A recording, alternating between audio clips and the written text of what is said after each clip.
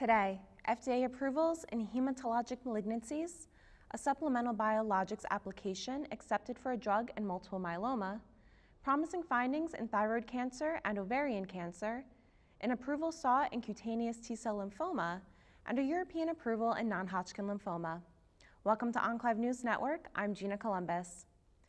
The FDA has approved subcutaneous rituximab for the treatment of adults with previously untreated and relapsed or refractory follicular lymphoma, previously untreated diffuse large B-cell lymphoma, and previously untreated and previously treated chronic lymphocytic leukemia. In a statement, Genentech, the manufacturer of the treatment, said that the novel co-formulation includes the identical monoclonal antibody as intravenous rituximab, along with the molecule hyaluronidase, which facilitates the delivery of medicine beneath the skin. The approval, which follows a positive recommendation from the FDA's Oncologic Drugs Advisory Committee, is based on data from 5 clinical trials that included 2,000 patients with the various blood cancers for which rituximab IV is currently approved. The results demonstrated that the efficacy, safety, and pharmacokinetics of the subcutaneous formulation were non-inferior to IV rituximab. Genentech said that new subcutaneous formula will be available in the United States in 1 to 2 weeks, and the IV formulation will continue to be available. The FDA has also approved daratumumab for use in combination with pomalidomide and dexamethasone for patients with multiple myeloma who have received at least 2 prior therapies, including a proteasome inhibitor and lenalidomide. The decision is based on data from the Phase 1 Aculeus trial, in which the overall response rate was 59% with the daratumumab triplet in patients with relapsed refractory disease. The very good partial response rate was 28%, the complete response rate was 6%, and the stringent CR rate was 8%. The median time to response was 1 month, and the median duration of response was 13.6 months. The FDA previously approved daratumumab in combination with lenalidomide and dexamethasone, or bortezomib and dexamethasone, for patients with relapsed multiple myeloma following at least 1 prior therapy. In multiple myeloma, the FDA accepted a supplemental biologics license application for the use of denosumab for the prevention of skeletal-related events. The sBLA is based on data from the Phase 3 482 study, in which the RANK ligand inhibitor demonstrated non-inferiority to zoledronic acid at delaying the time to the first SRE in patients with multiple myeloma. The median time to first on-study SRE was similar between the treatments at 22.83 months with denosumab versus 23.98 months with the bisphosphonate zoledronic acid. The median progression-free survival was 10.7 months higher in the denosumab arm. There was also a non-statistically significant trend in overall survival favoring denosumab. Under the Prescription Drug User Fee Act, a final decision from the FDA on the application is scheduled by February 3, 2018. In thyroid cancer, lenvatinib was found to significantly improve overall survival in patients older than 65 years with radioiodine refractory differentiated disease, according to recently published findings from the SELECT trial. Compared with placebo, lenvatinib was associated with a significant improvement in OS in older patients. When stratified by age, only older patients in the placebo arm achieved the median OS of 18.4 months. Additionally, survival data were not mature for younger patients. Investigators noted a statistically significant longer OS in patients younger than 65 years compared with older patients in the placebo arm. OS was not significantly different between age groups in the lenvatinib arm. In 2015, the FDA approved lenvatinib as a treatment for patients with progressive radioactive iodine refractory differentiated thyroid cancer based on initial progression-free survival results from SELECT, which showed that the drug reduced progression by 79% versus placebo. Phase 3 findings from the ARIEL-3 trial show that the PARP inhibitor rucaparib improved progression-free survival versus placebo as a maintenance treatment for women with platinum-sensitive, high-grade ovarian, fallopian tube, or primary peritoneal cancer. The results were announced by Clovis Oncology, the manufacturer of rucaparib, which also added that it expects to deliver expanded results at a medical meeting later this year.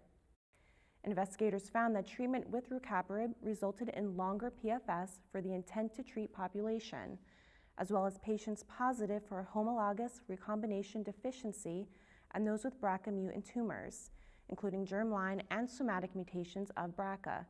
The HRD positive population included BRCA mutant patients and BRCA wild type with high loss of heterozygosity patients. A supplemental biologics license application has been submitted to the FDA for brentuximab vedotin as a treatment for patients with cutaneous T-cell lymphoma. The sBLA is primarily based on the phase 3 ALCANZA trial, in which brentuximab vedotin induced responses lasting at least 4 months in 56.3% of patients versus 12.5% in patients receiving physician's choice of standard therapies.